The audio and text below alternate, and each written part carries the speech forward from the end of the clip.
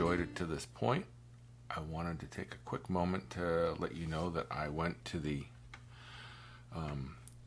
Sorolla exhibit at the Norton Museum. Oops. Oh, somebody fire the lighting guy. Something's going on here. Okay. Here we go. Okay, so I went to the Sorolla exhibit, Sorolla and the Sea, at the Norton Museum in West Palm. For all of my students who are local to the Palm Beach area, get out and see this show. Look, he was one of the greats. You know, there's a giant selection of his work that you don't normally see all together outside of the Spanish Historical Society in New York. This is a big deal. He's, like I said, he's one of the masters. I put him right up there with Sargent. You can make a case either way for who is better. I think they're both great. So I just wanted to make a plug for that show. It was totally worth seeing. We are back at... Here we go. Let me get rid of this. Back in front of our painting. Where to go next?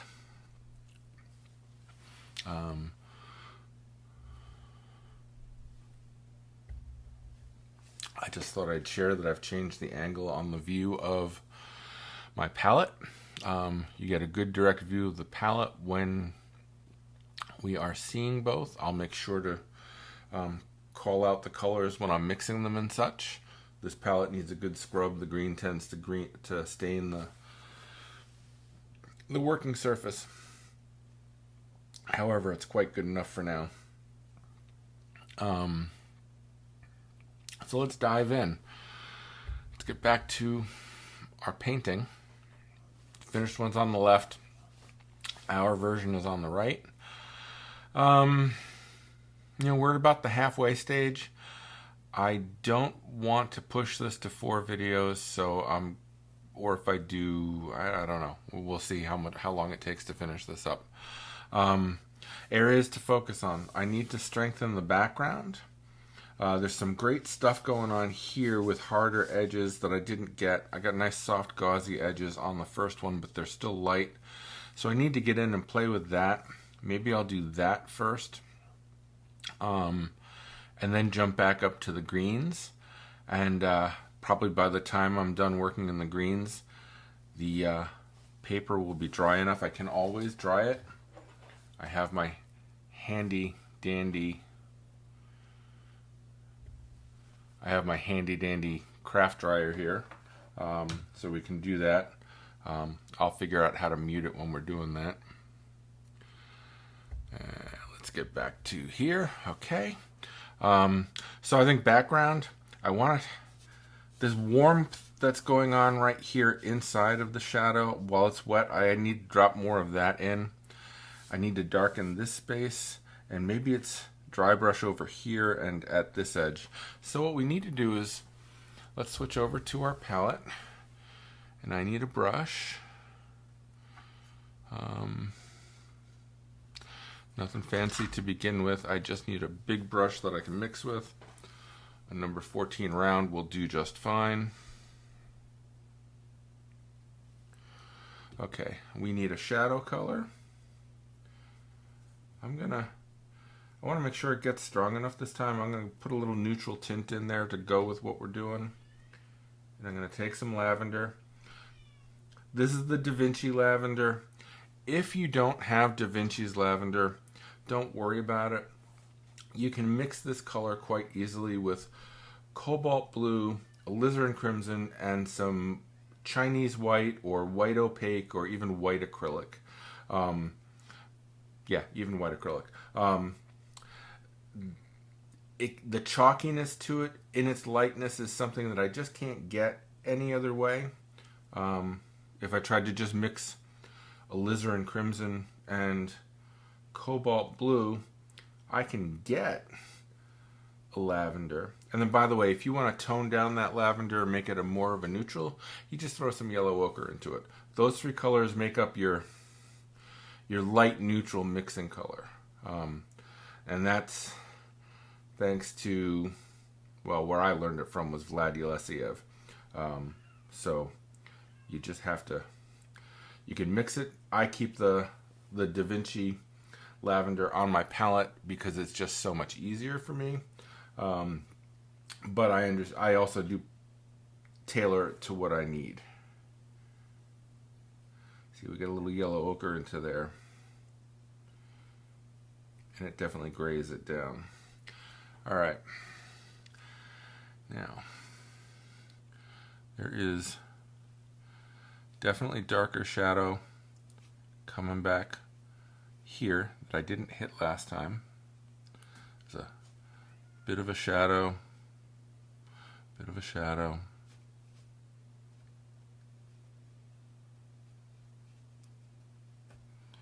Now, dry brush a little bit there. I forgot I wanted to mix up something warm. So over in this panel, I'll take some yellow ochre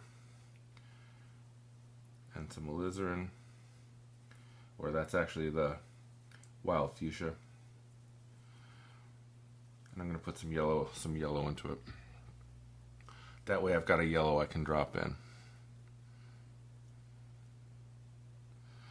And I could go get a brush with a finer point. This one's a few years old and has definitely been around the block. Drop a bit more dark in close to the flower, but it works. And why change up and lose your flow if it's still working, right? That's one of those things you have to decide. Do you want to lose your rhythm in order to change something? Sometimes you do. Sometimes you don't. And that neutral tint made that a lot darker. So I pulled some off to the side and I'm adding some lavender to it and thinning it down. I don't want it that dark. I do want it fairly strong and dark down here on the tabletop. This is the tabletop. This is the tabletop, and the angle, the flat angle, would be getting more of the light. And since I filled some of that in, I've lost some of the paint out of my brush, which gives me a chance to make a sweeping dry brush.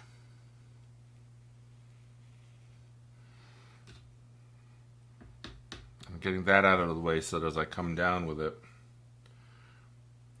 we'll be able to run right to that tabletop, to that edge. So the shadow will be darkest close to the vase and lighter as it heads away from the vase. So you can just soften it out.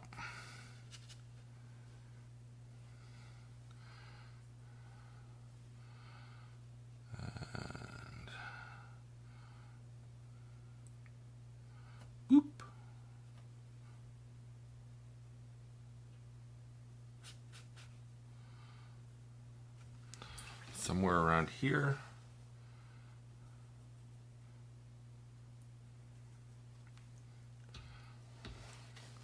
I'm going to wet this.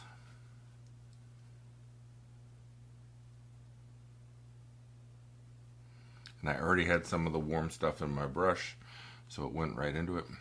Now I'm coming back in and dropping that warm in again.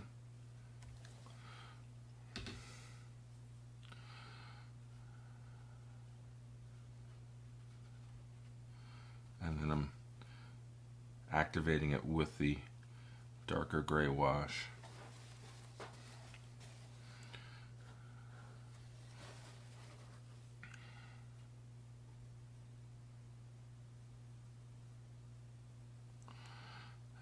I like this transition, so I want to just keep that going.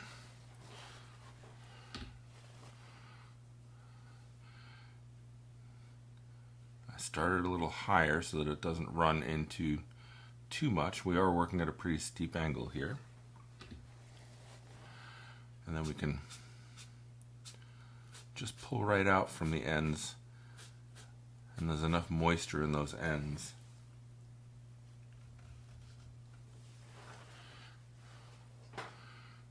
And we can load up our brush with some of that lighter gray and just kind of sweep on some of those broken planes there.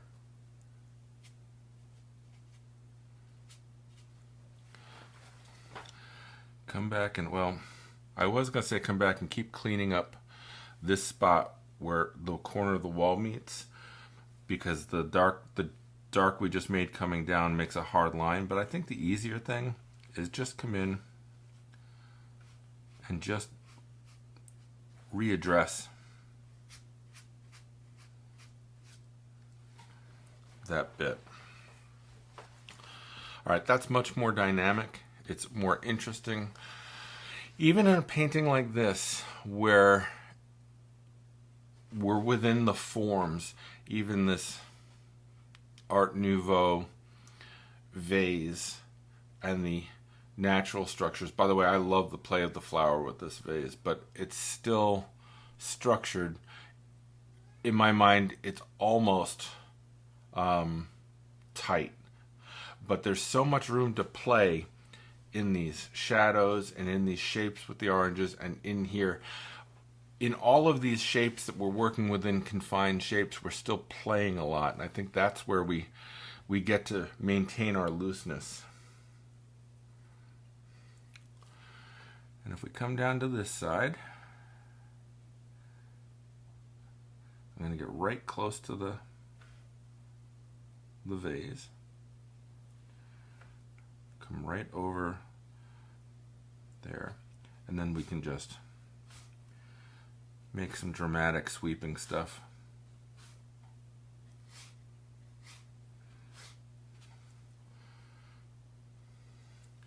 And we can come back in here at the inner edge, just darken it a little bit down towards the bottom, darken it. And if it gets to be too much line and not enough organicness, just come back in with a wet brush and just break some of this stuff up.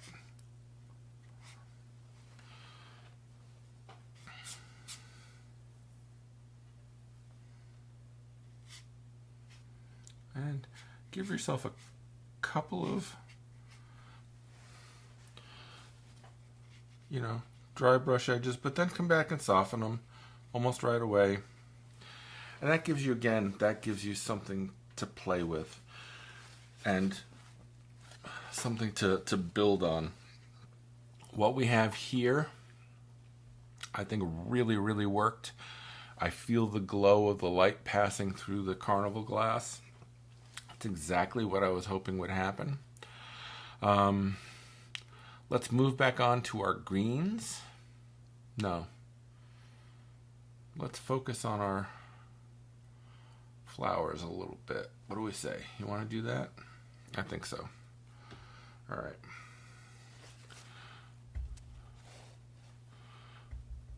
And if we're going to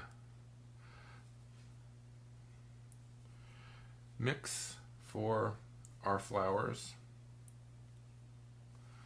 I'm going to have 3 colors live on my palette that I'll bounce back and forth between. I've got the wild fuchsia. That's the Cheap Joe's wild fuchsia. I keep calling this Diox purple, but I know that right now this on my palette, this is the Daniel Smith Imperial Purple. I think it's the same thing, it's just a different name.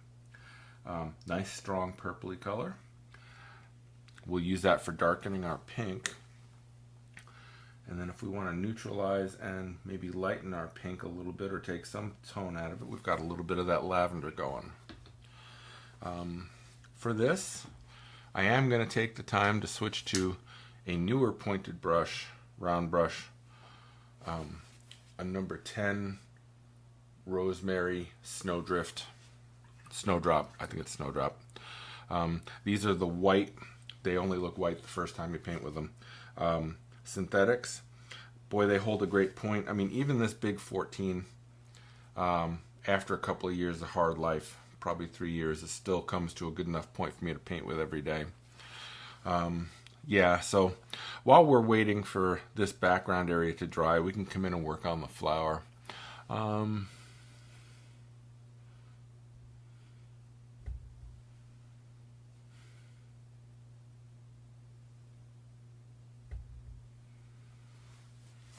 I'm gonna try this. Now we're getting a little fancy with the video stuff, but I don't have to switch back and forth all the time. I don't know that it gives you a big enough view of the painting. In fact, I am gonna turn that off and go back to the painting. I've shown you what colors I'm using. I will talk about them as I grab them. First thing I'm gonna do is get some pink. I am also going to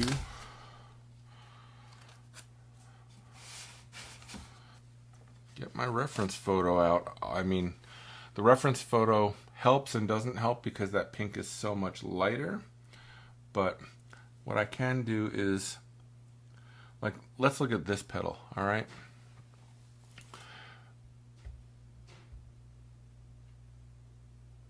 All right, so if we look at that petal, I know, now I'm zooming. This is pretty fancy stuff here. I'm gonna wet my brush and wet this petal, because I want to get a shadow. It's not really a shadow, it's a dark, well, it is a shadow on this fold of the flower where it's bending and it striates, but it's also very soft edged. We can always come back in with harder edges later. Keep a paper towel in your left hand so that you can swipe at stuff. That's pretty good. I might beef that up a little bit, and maybe I'll grab a little bit of that purple and mix it with some of the pink, and for our purposes towards the middle a little bit more. We'll darken that up just a little bit more and towards the base there. And that's probably close to enough. If you look at the photo, well, you can't see the photo right now. Let me zoom back out. If you look at the photo, soft edges, there's some striations. I may keep the flower a little bit lighter than I did last time. And we'll go from there. So now we've also got, I can use some of this darker pink-purple mixture in this flower here. It's got a, now I'm dry brushing. Mixing up your approach is something I do quite a lot. So now I'm drawing with this number 10 brush, and you can see how great a point it comes to. And I'm getting the darker color on here first. This is a little bit behind. It's almost a good thing that I put a layer of that early green into that petal, because it's going to force it to be back no matter how much pink I put into it.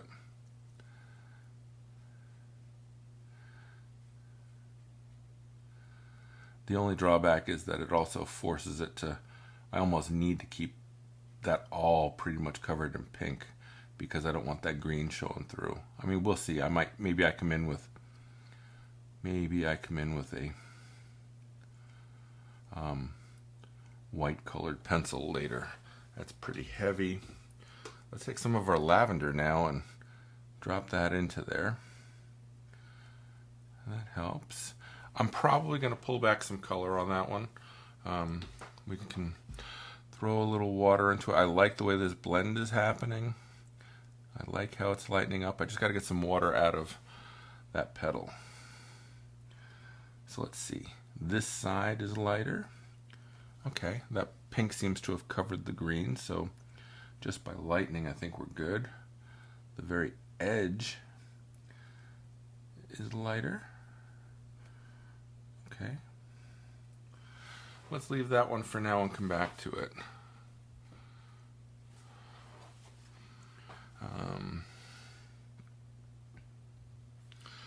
So this one, I see some of that lavender here and up here, and I'm putting it in pretty loosely first, and then we'll come back in with the pink. I rinse out my brush, and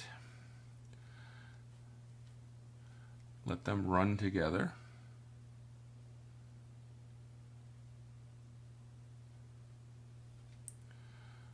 And I'm going around that yellow that we first put down, but then I'm gonna take some of this color out. I don't want a big bead there, and then I can kind of let them come together a little bit.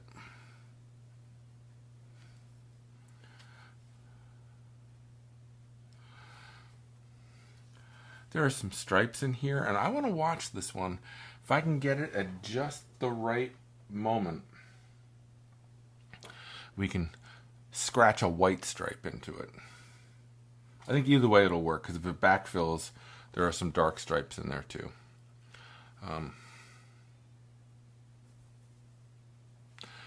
Alright, this one is dulled down a little bit, and I can start to put some more tone right into there.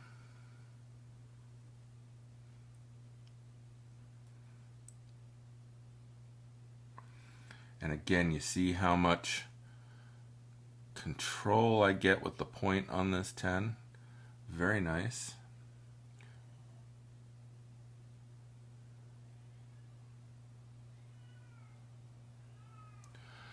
Also want to get a little tiny bit of this lavender purpley color up here.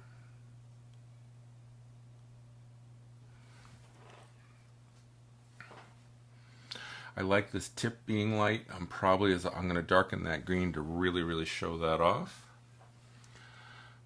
As we swing around, this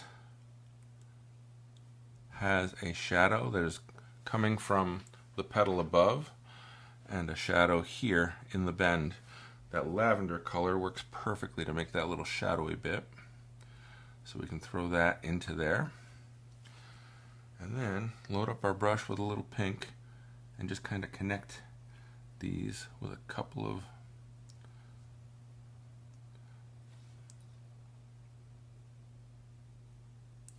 there.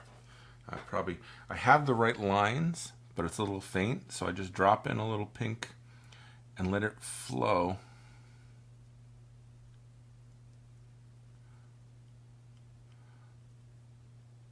Let it flow from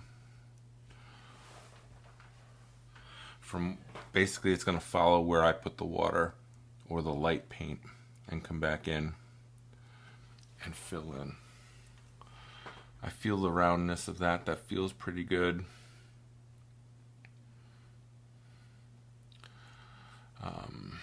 Okay, this one I'm going to do like the first one.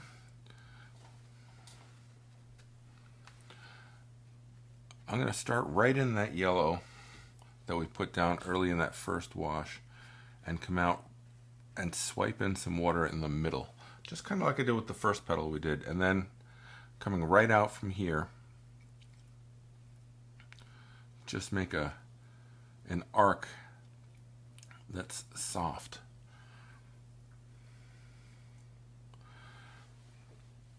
And this one also has a touch of lavender up here. Let them meet. It's absolutely fine. Come right into that wet. Let's see, and then it runs down here with a pretty big swipe of it too. And here at the tip. Grab a little bit more of that color. This lavender plays really nicely with that pinky color.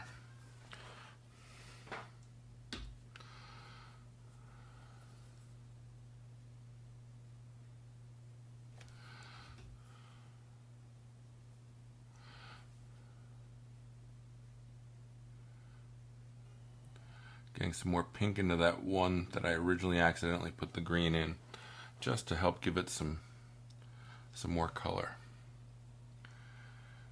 And then same thing here with this one. Water over a good chunk of the petal. Then grab my pink and go right down the middle where we already put in a stripe of hard edge. So now we're getting hard edged and soft edge, which I really kind of like. And then this also, we can actually connect this flower to this flower. Watch this. So take the gray that's here, the lavender, and then just come out to the bottom of this flower. The real thing is to look at what's in front of you and see how you can make it expressive. It doesn't have to exactly match what you put down. It just has to have the feeling.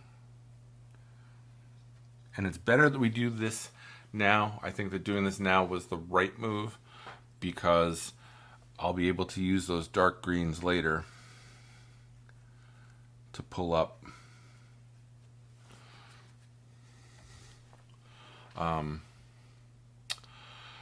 to tighten up that shape of the flower.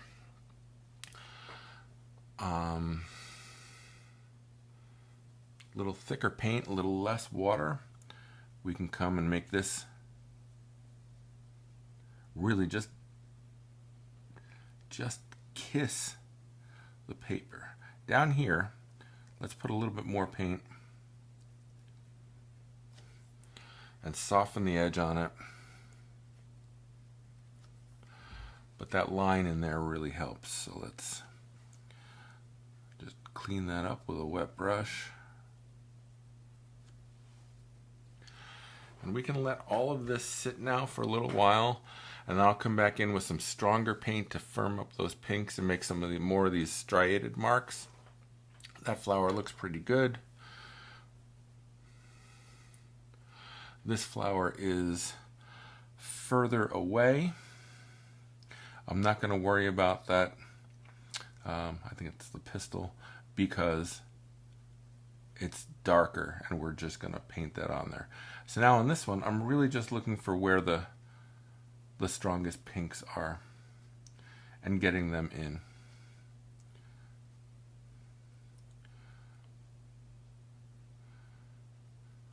And then we can come in with a damp brush and just soften. Let's make that pretty impressionistic, huh? Let's do that.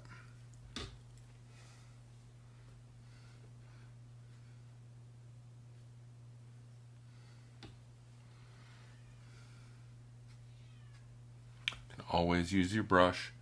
Just take some of the water out while this is wet and then come out. And if you hear my cat screaming, I'm sorry. She's not happy that the door is closed.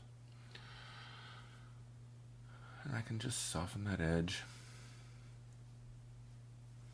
That's plenty for that flower. You'd be amazed at how good that'll look when we get the green around it. As we're swinging around to these flowers, we have not a dilemma. I wouldn't call it a dilemma. But we have a yellowy greeny color at the base here that I'm going to put in because it fades into the pink. We've already got some of it down from the first pass through. I'm putting it in a little stronger, and it's got the green and the yellow on my brush. By the way, I made this green up by using cadmium yellow and cobalt teal. And then we can just, with a wet brush, just move this stuff forward. Okay. And then look at your flower and look where it's darkest. We already have a little bit of pink on there from that first pass through. And we can run some of that lavender into the darker areas. And then load up your brush with some pink. And drop some pink into the lavender.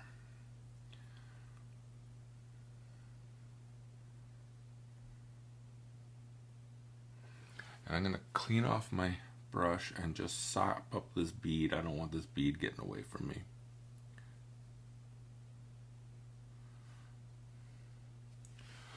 Okay. Again, when this is dry, we can add a little bit more to it.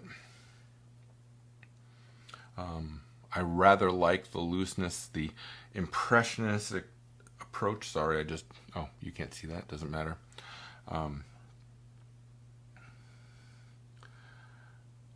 again, that yellowy greeny mix.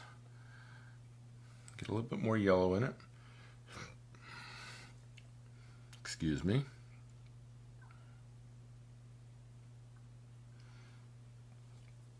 Okay, so we've got that in there about halfway up. Then just wet it. Then we can get some of the pink in our brush. And believe it or not, that may be all we need. Come in with a little dry brush later. It's a little outside of the lines. It's a little herky-jerky. I think that adds some energy to it. And the star of the show is definitely that big center flower. I'm going to mix up some more pink with less water in it, so I've got even more control. And I'm just going to strengthen that pink close to the middle of the flower. And wet this edge so that it softens into that yellow. Remember, a lot of that's going to get covered by this pistil here.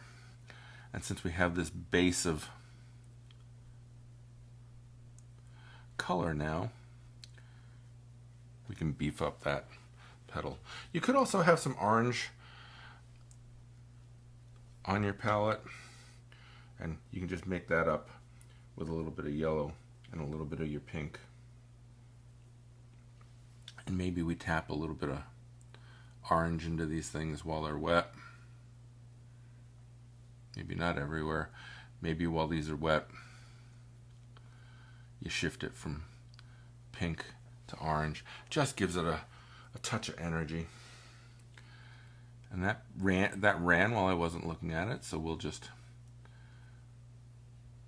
wake that up. Here I'm just basically re-emphasizing what we've already done. And again, I'm putting a little bit of that orange into the pink. That orange and pink together is a really, really powerful visual thing. I like what that does. And maybe we add another line here and another line here. And we get rid of this little blob. And this will look much more exciting once we start to darken up those greens around it. All right, let me get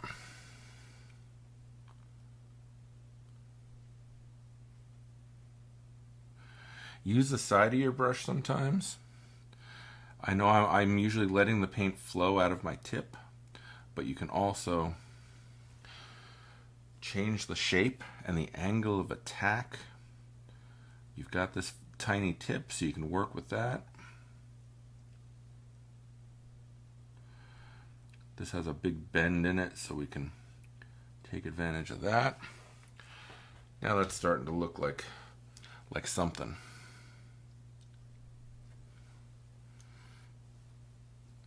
And on this one, I'm mixing a little bit of the purple, a little bit of the lavender, and a little bit of the pink, and just putting in a darker version of that shadowy color that we put in last time, because it's behind that other petal.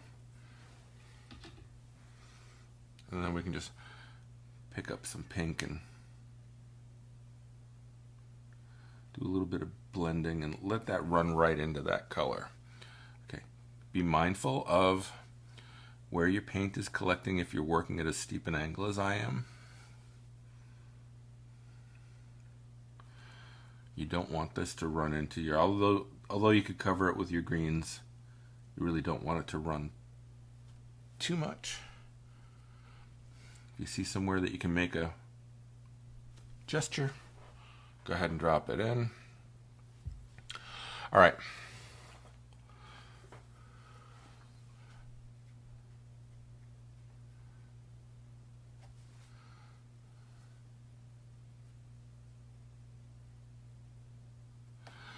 I am going to let that dry.